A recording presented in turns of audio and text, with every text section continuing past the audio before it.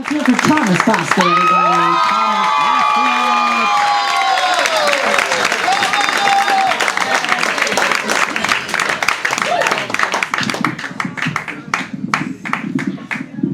Clapping and making me nervous. Thank you all for coming out today.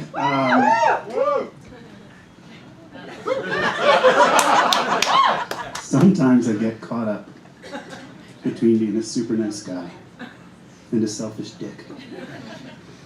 Kind of like Hannibal Lecter at an amputee benefit dinner.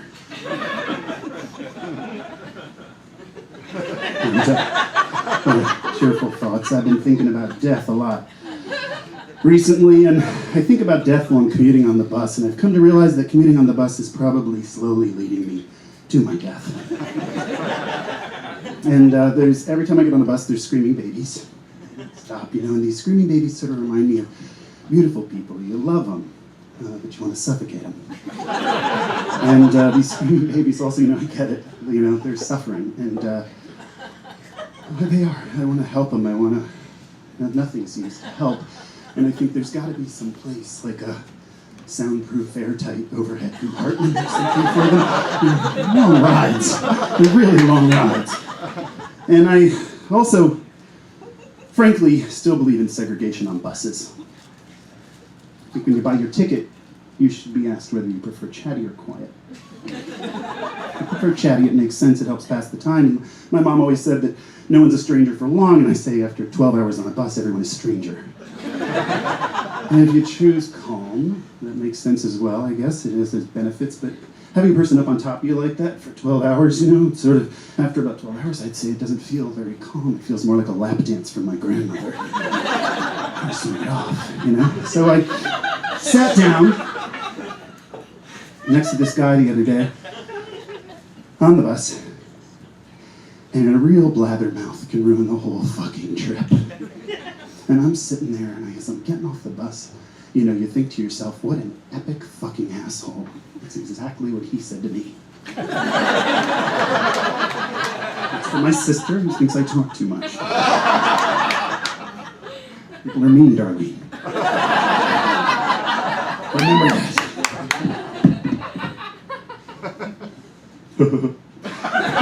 Thinking about quitting alcohol. I'm thinking about quitting alcohol, and I read an article about it, and it says, if it's a serious thing, like you're going into rehab, that there are some benefits. Your skin gets better, you have better sex, you have better sleep, your muscle tone improves, and I thought, okay, but upon further research, your blood pressure also shoots up. You start to shake, you vomit, you shit your pants, and you hallucinate that everybody wants to kill you.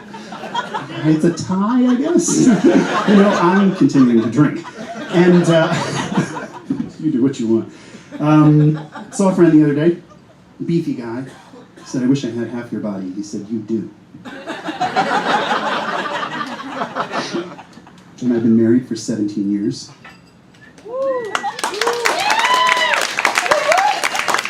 Turns out my husband is gay. And the one thing I've learned is never go home to your husband and tell him that you found a beautiful woman on the street, attractive, and kind of turned you on. And he says, what? And I said, I might be bi. He goes, you're not fucking bi. You're a gay man. I married a gay man. You're not some bi dude. And I was like horrified. I thought, my gay husband is a close-minded bigot.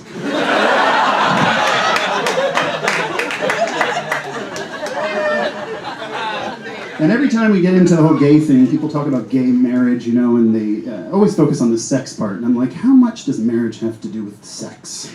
How long have you all been married who aren't laughing?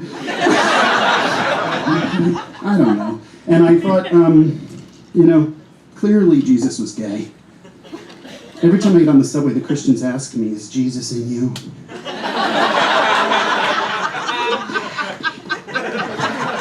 And I was super homophobic growing up. I lived in Virginia, and I was avoided dicks. And I've since embraced dick. And I read this article the other day, and honestly, it was called Finding the Perfect Penis is Hard. Google it. And the author was saying the perfect dicks have nice ball sacks, silky spoon slide and a shaft that you can bend in any direction. And I thought, I disagree. I'm a professor at an esteemed university, and the perfect dicks are the people I work with. Thanks for coming. Have a good night.